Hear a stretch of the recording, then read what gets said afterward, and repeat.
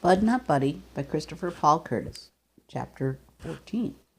When we got into the restaurant, I could see that it was someone's living room that they'd set about 10 card tables and some folding chairs in.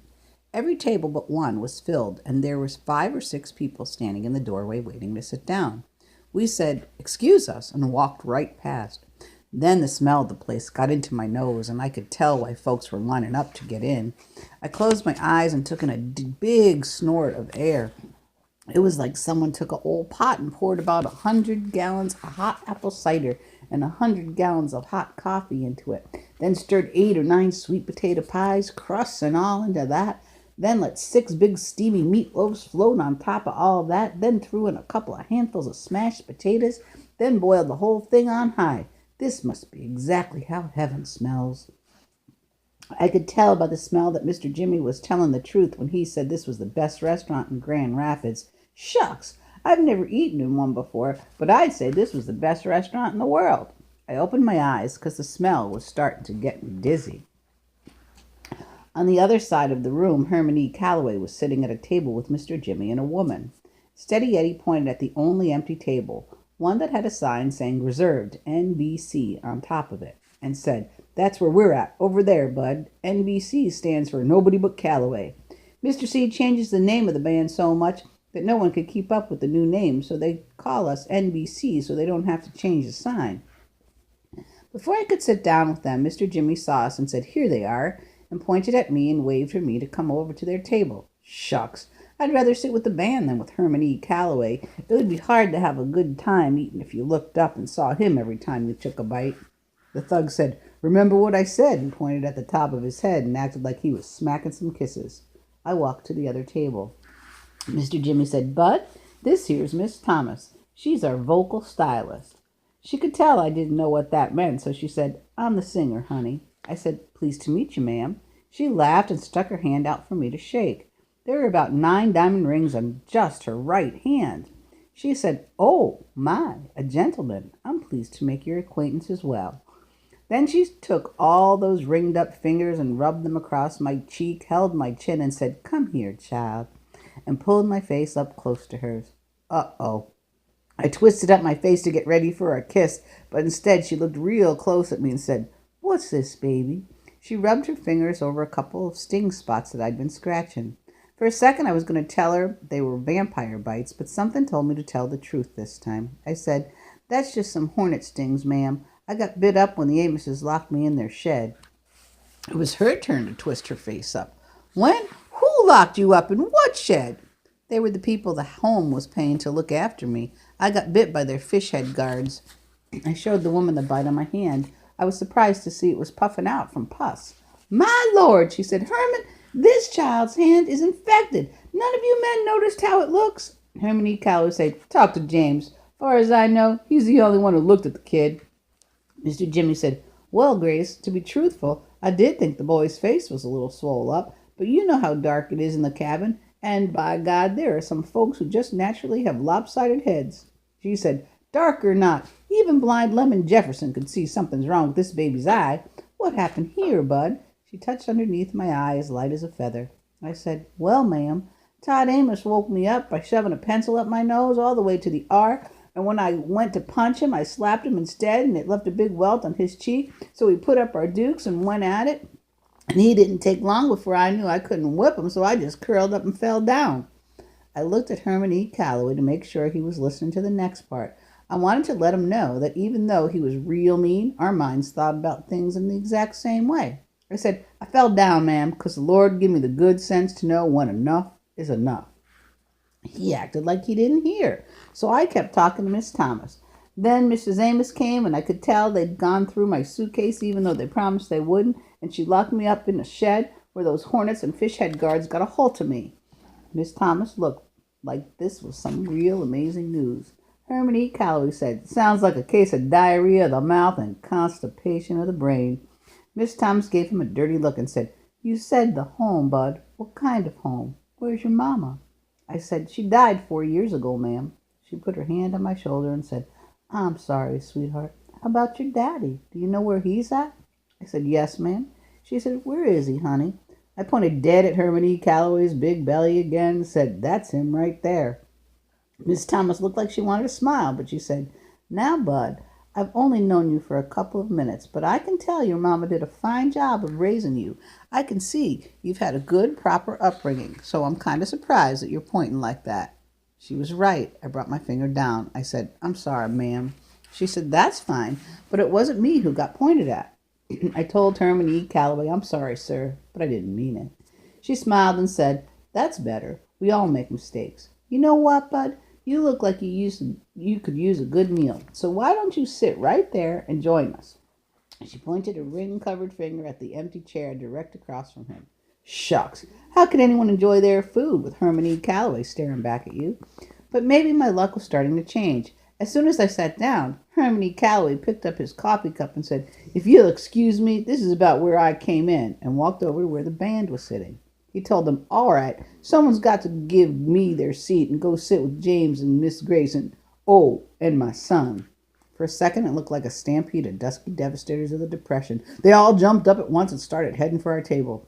They saw what they'd done, laughed, and Steady Eddie said, "Take my seat, Mr. C. I want to talk to that kid. He's got the look of a future sax man about him." He came over to our table.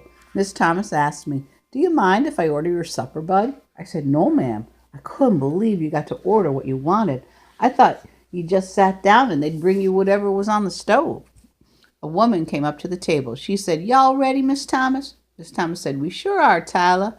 Tyler said, "Who's the little fella? Did y'all pick up someone new for the band?" Miss Thomas laughed. "They're getting younger all the time, aren't they? This here's Bud, and he's going to be our guest for a while, so I want to impress him with something special." Tyler said, "Well, you know, you brought him to the right place. It's nice to meet you, Bud." I said, "Pleased to meet you, ma'am." She said, "Ma'am, mercy! Miss Thomas, your guest has some real fine manners. I can tell that he isn't one of those rude, crude folks Mr. Calloway usually scours up." Steady Eddie said, "Tyler, I am crushed." She said, "Bud, I apologize for mistaking you for a musician." I told her, "That's okay, ma'am. No offense taken." Miss Thomas said, "Is there any more of that meatloaf left?" "Yes, ma'am, sure is. How about some okra and mashed potatoes, too, Bud?" "Thank you, ma'am. And does a glass of apple cider sound good?" "Yes, ma'am. Thank you, ma'am." "Okay," she said. "I'll have the same." Mr. Jimmy ordered a supper that was all the way different from mine, and Steady Eddie ordered one that was all the way different from his. No wonder you hear about rich folks going to restaurants once a week. This was great. Miss Tyler went away, and Miss Thomas started back on me. "Bud, I've got to let you know that I'm pretty sure that there's just no way that Mr. C is your father. Tell me what gave you the idea he was." "My mother did, ma'am." Miss Thomas looked over at Mr. Jimmy real quick, then said, "Sweetheart, did you know a whole lot of people all over the state know Mr. C? Did you know he's pretty famous?" "No, ma'am." "Ah, well, you know what I think? I think maybe your mother heard him on the radio or heard somebody talking about him or saw the band somewhere and told you that Mr. C reminded her of your father and you misunderstood what she meant. Isn't that possible?" "I don't think so, ma'am." She looked at me for a second and then said, "Did she come right out and say, 'Your daddy is Herman E. Calloway, Bud?'" "Well, almost, but not in words just like that." "Then tell me what the words were like, honey." Uh-oh. It was going to be hard to explain to Miss Thomas about Mighty Maples and hints from flyers. As long as I kept Herman E. Calloway being my father to myself, the whole thing made real good sense. But as soon as I tried to tell other folks about it, it would seem like maybe it was something stupid kid had dreamed up. Like it was wishing and hoping instead of something real, true and real. I looked down at my suitcase and said, "Well," and I could tell my luck was changing. Before I could say anything else, Miss Tyler was at our table with a tray. Miss Thomas reached across the table, patted my hand, and said, "We'll talk tomorrow, Bud. I bet you're sick and tired of answering people's questions, aren't you?" I said, "Yes, ma'am, I am." But I did notice that she'd said tomorrow. That might mean they weren't going to try to send me back to Flint right away.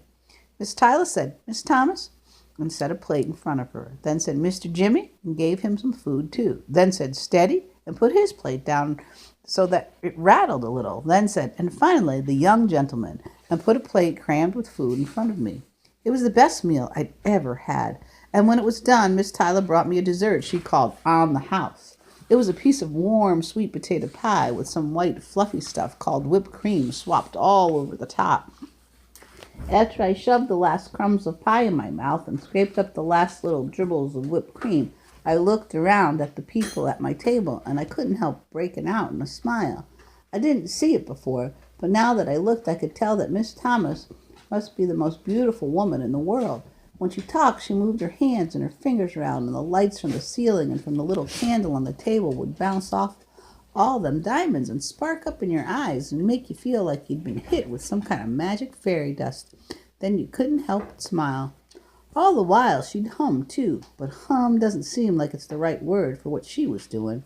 Most times I'd heard humming before it was just an excuse for not being able to sing, or something people do if they didn't know the words to a song.